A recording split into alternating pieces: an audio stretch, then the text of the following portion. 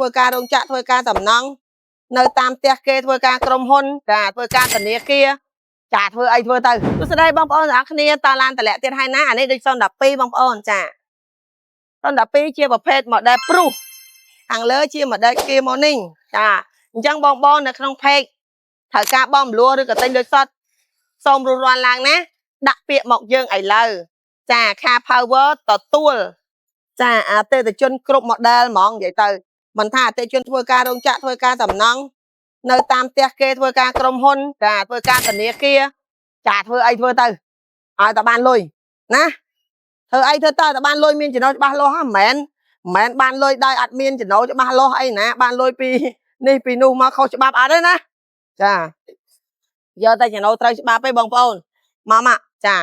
ស្អាតមែនតើអូអានោះស្អាតណាស់នោះបាយទៅនោះមកអូមើលទៅហៃហ្មងចាអូស្អាតខ្លាំងចា012 full option export បងប្អូនចាវ៉ាវខ្ជូតរបស់គេមែនតើយាយចាបងអើយអំពុំអើយចង់បានឡានអាតទេមកនេះអាតមែនតើចាទៅអូខេហើយអូអានេះគៀបក្រៅបើកទៅអូអានេះពេញហ្មង 100% បណ្ដោយមើលណាគេចង់បាន 100% មកលឿនមើលចាហើយឯកសារតែ2សន្លឹកឯងនិយាយមួយថ្ងៃហើយហ្នឹងណាបើចង់បងមលួត្រឹមតែតាច់មានបានធ្វើគ្រួសារ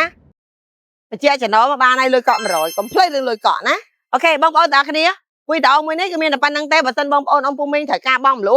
រੂរាន់ឡើងកុំចាំយូរទីតាំងយើងនៅចំចៅផ្លូវជាតិលេខ3បងអត់ពិបាករត់ពិបាកអីទេខ្ញុំនិយាយបញ្ជាក់កន្លែងខ្ញុំចុះតពីស្ពានចំចៅមកផ្លូវជាតិលេខ3ផ្លូវទៅកពតយើងនឹង100ម៉ែត្របងប្អូននឹងឃើញការ៉ាស់នៅខាងស្ដាំដៃចង់100ម៉ែត្រចាតតឹងចង់100ម៉ែត្រមកបងប្អូនមើលចាតតឹងចង់100ម៉ែត្រចាអញ្ជើញមកណាចាកុំភ្លេចណាអរគុណបាយបាយ